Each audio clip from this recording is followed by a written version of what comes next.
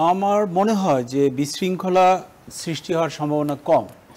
এই জন্য বলছি যে ইরানের যে শাসন ব্যবস্থা, বিশেষ করে ইরান বিপ্লবের পর থেকে 1979 পর থেকে এই পর্যন্ত, যেটা একটু আগে পূর্ববর্তী বক্তা বলছিলেন যে লিডারশিপ যারাই আসে না কেন, সর্বোচ্চ যে ধর্মীয় নেতা, he is the supreme authority. কিন্তু যে প্রেসিডেন্ট, সেইখানে আপনি লক্ষ্য করবেন যে যিনি মারা গেলেন এই হেলিকপ্টার দুর্ঘটনায়, রাইসি, ওনাকে কট্টরপন্থী বলা হচ্ছে।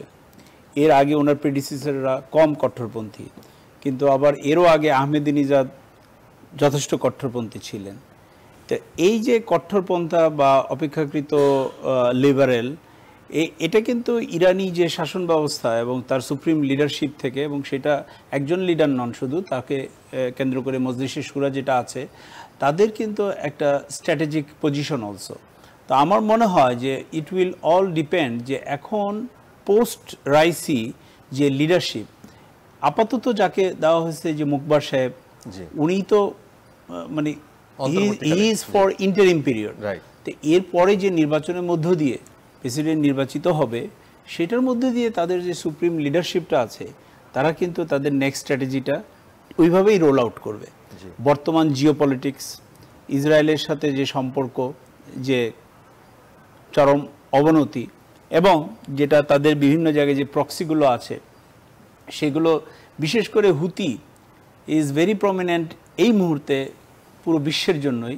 কারণ আমরা সবাই জানি যে গ্লোবাল যে সাপ্লাই চেইন, এটা কিন্তু অনেকখানি বিঘ্নিত হচ্ছে এই মুহূর্তে হুতিদের কারণে, এবং সেটা কিন্তু হুতিরা is totally backed by Iran, এবং they R showing there muscles দেয়ার, যার ফলে কিন্তু ইভেন কান্ট্রিজ লাইক বাংলাদেশ, আমাদেরও কিন্তু পণ্য যখন আমরা এক্সপোর্ট করি, আমাদের কিন্তু গত কয়েক মাস ধরে আমাদের যথেষ্ট আপনার পণ্যের যে ফ্রেট চার্জ, এটা কিন্তু আপ টু 40% বেড়ে গেছে।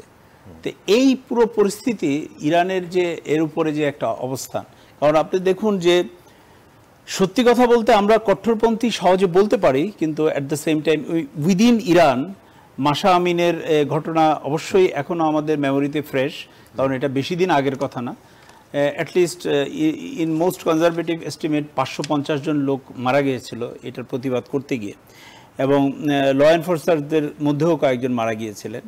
কিন্তু অন দ্য আদার হ্যান্ড, সারা বৈশ্বিক পরিস্থিতিতে যদি দেখা যায়, তাহলে পৃথিবী তো এই জিনিসও দেখেনি যে অক্টোবর থেকে আজ পর্যন্ত যেভাবে 35-40 হাজার গাজাবাসীকে যেভাবে নারী শিশু সহ যে জেনোসাইডটা করা হলো, সেটা কিন্তু অনেক রাষ্ট্রই চুপ।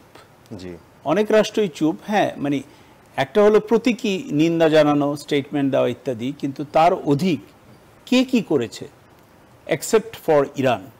তো সেই জায়গাটা খুব ইম্পর্ট্যান্ট এবং ভাইটাল, এবং এই জন্যই আমি মনে করি যে ইরানের যারা লিডারশিপ, এবং they have the nuclear strategic power and things like that, যেটা আমেরিকার সাথে এবং ইয়ের সাথে কিন্তু গত বছরখানেক ধরে কিন্তু এটা আলোচনা স্টলড হয়ে গেছে।